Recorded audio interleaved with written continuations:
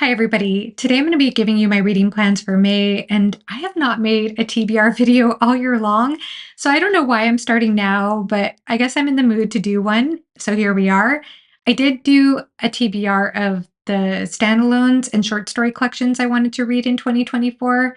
And I did a TBR of the series I want to start and continue in 2024. So I did those two videos at the end of 2023. And spoiler alert, I'm actually doing really well on the standalones TBR, and I'm doing a terrible job on my series to start and continue. But I will make progress on that front as I will be picking up The Judging Eye. This is book one in the Aspect Emperor series by R. Scott Baker. It is following the Prince of Nothing trilogy, which I read a couple of years ago. And Philip Chase and I are going to be continuing with this book in the month of May.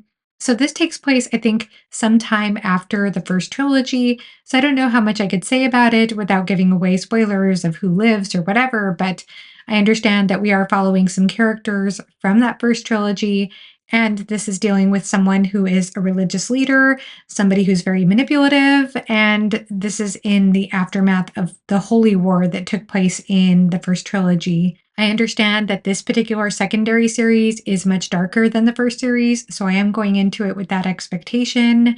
But I did love the Prince of Nothing trilogy. I have a spoiler free review if you want to check out my thoughts on that. I also have a spoiler free review of book one, and I was in some wonderful spoiler filled discussions. Now, this series is not for the faint of heart. There are a lot of dark, graphic, bleak things, a lot of sexual violence, and I understand that that's not what people want to escape into when they read fantasy, but I was really taken with Baker's prose in the first trilogy and the themes that were explored, especially those regarding free will. Next book to mention, Roadside Picnic. This is a Russian translated work, and I'm reading the more recent translation of this book with the foreword by Ursula K. Le Guin. This is a very popular short sci-fi book, and the way it came on my radar is that I made a sci-fi TBR at the end of 2023 as well. It was a video called 5 Sci-Fi Books I'm Very Curious About. And I actually finished the fifth book on that list today. So I'm very excited about that. But in that video, I did ask for comments for recommendations of short sci-fi books. And Roadside Picnic did come up a couple of times. So I am going to be picking this up. I understand it's philosophical sci-fi and that it's about a stalker who steals alien artifacts and then sells them for profit. And it sounds fun. And I'm going to be buddy reading this with Murphy. And I got excited because she posted her TBR for me. And when she talked about this book, people in the comment section got very excited. So, like I said, I think it's a very popular sci fi book. I am really looking forward to seeing what it has in store. Next one is also a short sci fi book, and that is Remote Control by Nnedi Okorafor. This particular book is also about an alien artifact. We follow a young character, a young female character who comes across a seed, an alien seed. I watched a fantastic spoiler free review from Alicia Guzman a while back. I'll go ahead and link it down below. And she talked about how this particular book has subtle and rich world building in a character driven narrative. And she said that it is considered Afrofuturism, as I think most of Nnedi Okorafor's books are, and that I think she also mentioned that there was identity explored and folklore.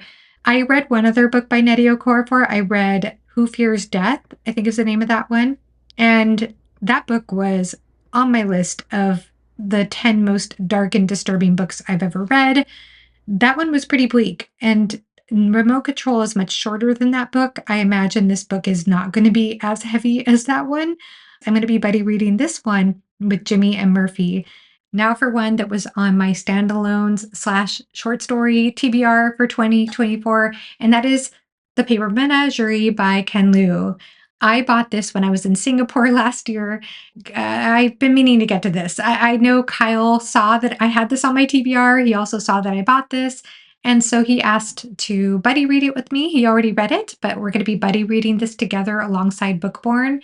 I think they both have read it before. I think both Bookborn and Kyle have read this before. So I'm the one who's new to it.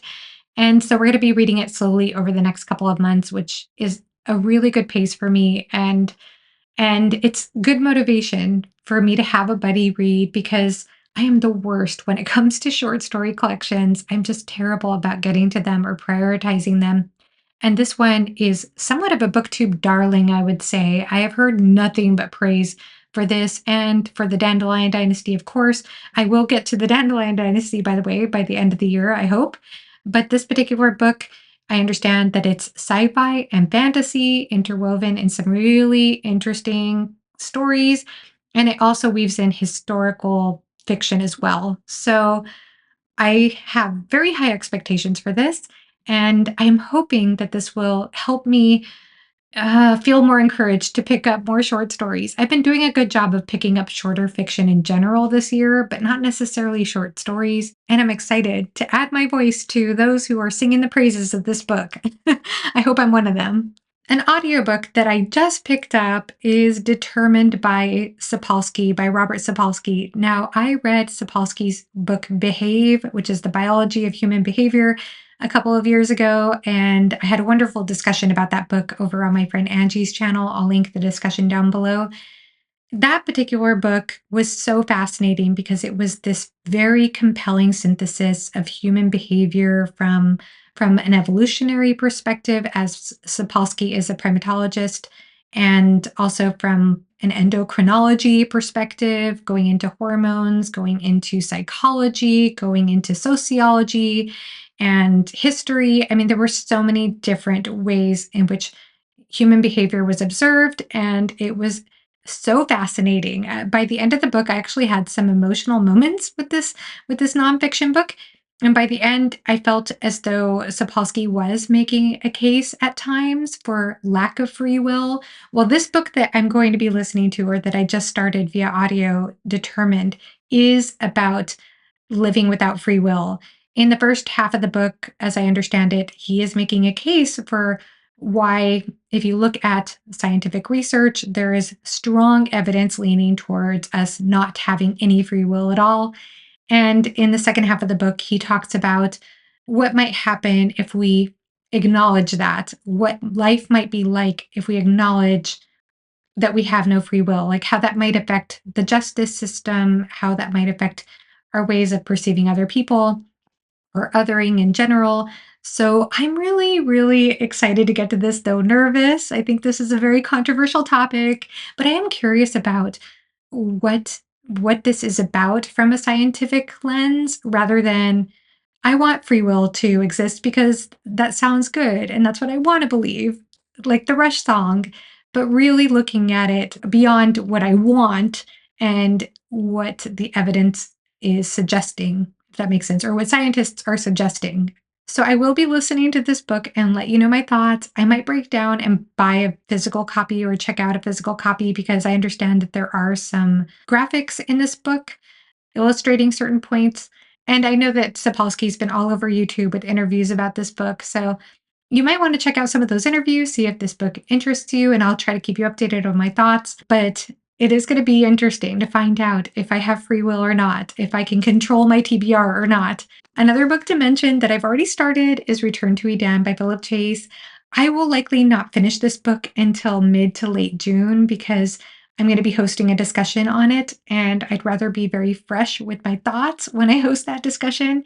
But this is happening alongside the other books I mentioned. So that's all I've got for now. Please like the video if you liked it, and let me know your thoughts in the comment section below because I would love to hear from you. Have you read any of these books? Do you plan to read any of these books? Have a great rest of your day. Bye bye.